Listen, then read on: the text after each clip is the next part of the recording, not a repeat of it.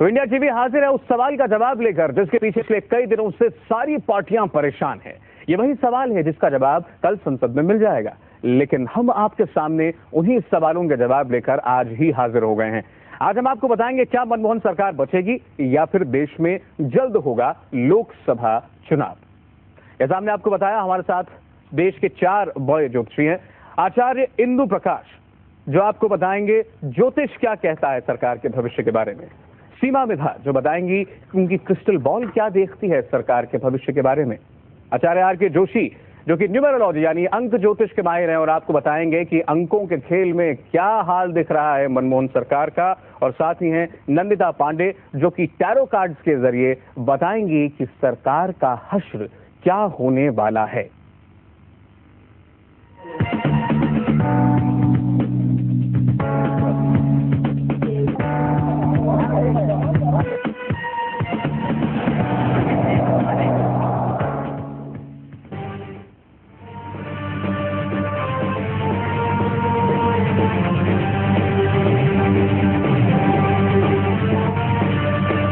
इस वक्त चल रही है डिनर डिप्लोमेसी या कह लीजिए डिनर पॉलिटिक्स। आज दिन में हुआ यूपीए का लंच, यूएनपीए का लंच, और इसमें सरकार को गिराने वाले शामिल हुए।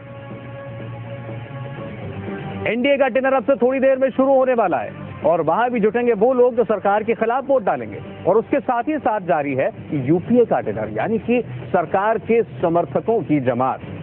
ये सब अपने अपने खेमों में आज जुटे और सबने तय किया कि मनमोहन सरकार का अब क्या होगा।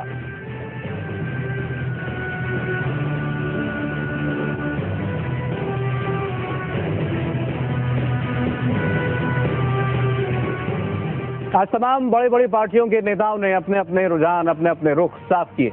आपको दिखाते हैं जोड़ तोड़ का ये खेल किस तरीके से आज चला। राष्ट्रीय लोकदल के नेता अजीत सिंह ने कई दिन के सस्पेंस के बाद आज अपने पत्ते खोले, मायावती से मिलने पहुंचे और सरकार के खिलाफ वोट देने का ऐलान कर दिया। देवेगौड़ा ने भी अपना रुख आज साफ किया।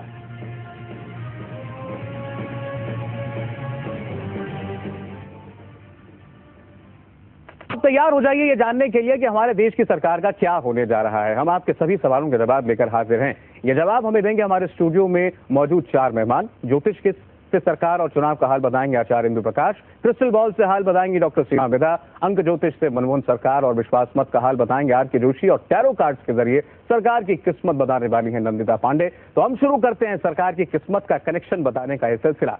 सबसे पहले बात बीएसपी सुप्रीमो मायावती की।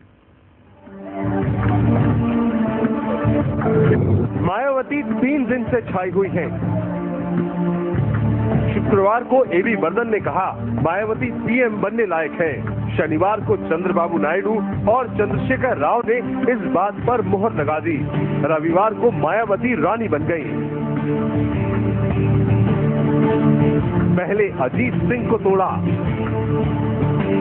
समाजवादी पार्टी के सांसद को अपने साथ मिलाकर मुलायम को निचोड़ा और शाम तक जेडीएस के देवेगौड़ा को मोड़ा।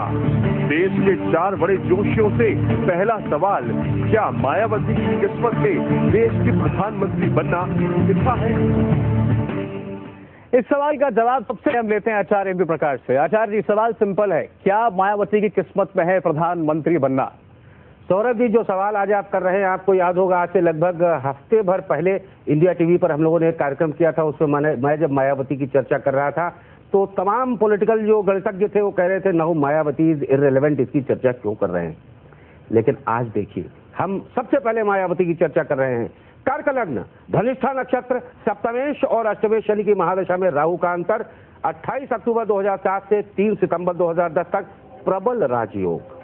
इस समय प्रधानमंत्री बन पाना मुश्किल, लेकिन इनकी जन्मपत्री में प्रधानमंत्री बनने का योग बिल्कुल साफ है। ये एक दिन देश की प्रधानमंत्री जरूर बनेगी। हो सकता है 26 महीने बाद ये बहुत ही सुंदर योग घटित हो, लेकिन अभी कोई योग नहीं है। फिलहाल 23 तारीख को इनके प्रधानमंत्री बनने का कोई योग नजर नहीं आता। चलिए ठीक है, अब यही सवाल लेकर हम चलते हैं सीमा मिधा के पास। सीमा जी, आपकी क्रिस्टल बॉल क्या कहती है? बिल्कुल सौरभ जी, मैं देखकर बताना चाहूंगी आपको कि मायावती जी के बारे में क्रिस्टल बॉल में क्या दिखाई देता है हमें।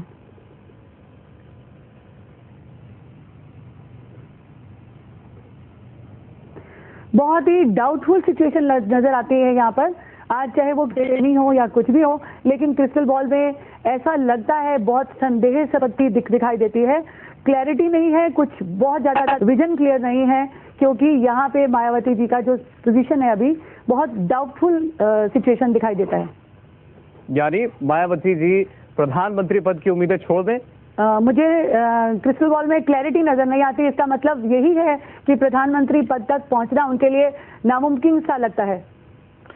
नंदिता पांडे जी के पास चलते हैं, जानते हैं टैरो कार्ड्स क्या कहते हैं मायावती के बारे में। नंदिता जी। जी हाँ, मैंने इनके लिए कार्ड्स निकाले और इनके बारे में मैं पहले भी काफ़ी वक्तव्य देती आई हूँ और हमेशा से बोला था इंडिविजुअली ये काफ़ी अच्छा करेंगी, लेकिन अभी इस वक्त अगर हम इनकी बात करें या इनके कार्ड्स की बात करें तो एक नई शुरुआत तो इनके लिए दोबारा से दिखाई देती है, एक नया आगाज़। लेकिन इस समय ना तो ये मुझे दिखाई देता है सक्सेसफुल हो पाएंगे प्राइम मिनिस्टर बनने में। लेटर ऑन, मतलब मैं आचार्य जी की बात से बिल्कुल सहमत हूँ कि इनके बनने के योग बहुत स्ट्रांग है, लेकिन अभी इनके लिए वक्त इस समय मुमकिन नहीं दिखाई देता। अब हम चलते हैं देश के चौथे बड़े ज्योतिषी के पास। आर के जोशी जी, आपका अंक गणित क्या कहता है? देखिए, प्रश्न मायावती जी से है और मूलांक इनका 6 है, भाग्यांक 1 और नामांक 1। ये टोटल स्थिति को देखते हुए ये तो बिल्कुल सही है कि जहां पर जो सिचुएशन मिलती है, यहाँ शनि से प्रभाव का जो है यहाँ भी ब्यौरा आ रहा है, लेकिन ये अभी समय नहीं बनता इनका। अभी तो जो है वो किसी तरीके से इसका रोल बनता नहीं है प्रधानमंत्री का, लेकिन ये स्पष्ट है कि इन फ्यूचर हो सकता है कि आगे भविष्य में जो है बहुत मेहनत करनी पड़ेगी। यानी कि देश के चारों बड़े ज्योतिषी ये मानते हैं कि फिलहाल मायावती का प्रधानमंत्री पद पाने का ख्वाब नहीं पूरा होने जा रहा, लेकिन इनमें से 3 का यह कहना है कि भविष्य में ऐसी सूरत उत्पन्न हो सकती है। चलिए, ये तो बात हुई मायावती की। अब हम बात करते हैं उस शख्स की जिसकी पार्टी की वजह से सरकार पर संकट मंडराया। हम बात कर रहे हैं कॉमरेड प्रकाश करात की। प्रकाश करात ने बहुत बड़ा जुआ खेला, सरकार को दांव पर लगाया, लेफ्ट की साख पर सवाल खड़े कर दिए, पहले परमाणु करार को नाक का सवाल बनाया, अब सरकार मिटाने के लिए जान लगा दी है। देश के 4 बड़े जोशियों से दूसरा सवाल, क्या करात सरकार गिराने में कामयाब होंगे? लाख टके का सवाल, पहले जवाब आचार्य इंदु प्रकाश जी से। बिल्कुल सौरभ जी, प्रकाश करात जी के सूर्य, शुक्र और बुध तीनों एक ही साथ हैं। सूर्य कुंडली हम देखते हैं, जब हम राजनीतिक आकलन करते हैं, सूर्य नीच राशि में गोचर, नीच राशि में है और मौजूदा ग्रह गोचर यह बताता है कि गंडांत मूल नक्षत्र में जन्म लेने वाले प्रकाश करात जी को कोई बहुत रोरिंग सक्सेस मिलने नहीं जा रही कि वो कोई थंपिंग मेजॉरिटी के साथ वो सक्सेस हासिल कर लेंगे, और इन्हें शिकस्त मिल सकती है, अंतर्द्वंद से गुजरना पड़ सकता है और आगे भी बड़ी मुश्किल है रहे पनघट की। आगे भी इन्हें हलचल से अपने बचाव की जरूरत है और आगे भी इन्हें काफी आपसी मतभेद और अपनों के मतभेद का, अपनों के विरोध का सामना भी करना पड़ सकता है। यानी जो सरकार गिराने का बड़ा कदम उन्होंने उठाया है, ये शायद उतना कामयाब ना हो। हम जानते हैं क्या कहती है क्रिस्टल बॉल, सीमा जी से। जो इन्होंने लिया है ये अपना स्टेप लिया है सरकार को गिराने का, तो यहाँ पे क्रिस्टल बॉल में उनके फेवर में सिचुएशन नजर नहीं आती है और सरकार को संकट में डालना और देश को संकट में डालना, जहाँ पे आज देश के मामले में एक बहुत बड़ा अर्थक्वेक की तरह सरकार गिराने का मुद्दा हो सकता है या सुनामी की तरह हमारे देश को लेके आ सकता है। तो ये देश हित में नहीं है, चाहे वो न्यूक्लियर डील की बात हो चाहे किसी की भी बात हो। यहाँ पे क्रिस्टल बॉल में उनके फेवर में भी नहीं दिखाई देता। बहुत सारी लाइनें, बहुत सारे ऑब्स्टिकल, बहुत सारे अभी और अवरोध उनके रास्ते में आने वाले हैं। विजय श्री नहीं दिख रही है कॉमरेड प्रकाश करात के साथ। क्या कहते हैं टैरो कार्ड, ये जानते हैं हम नंदिता जी से। जी हाँ, देखिए प्रकाश करात जी की जहाँ तक का बात है और इस वक्त की अगर हम एट प्रेजेंट बात करें तो यहाँ पे मुश्किल तो इनके लिए काफ़ी है। इन्होंने एक बहुत बड़ी हिम्मत का काम जरूर किया है, लेकिन इस समय इनको कार्ड्स बिल्कुल फेवर नहीं कर रहे। और लेकिन एज एन इंडिविजुअल अगर मैं देखूँ इनके लिए आगे जा करके तो इनकी पार्टी बहुत अच्छा करेगी। You can not ignore the left, और आने वाले वक्त में ये लेफ्ट दिन पर दिन इनका रुतबा बढ़ता जाएगा और स्ट्रांग होल्ड होता जाएगा हमारी इंडियन राजनीति में। लेकिन एज ऑफ नाउ अगर मैं बात करूं तो अभी इनके लिए और मुश्किलें आने वाली हैं और एक ऐसा कार्ड आता है जो बात करता है अचानक से आई हुई मुसीबतें जिनके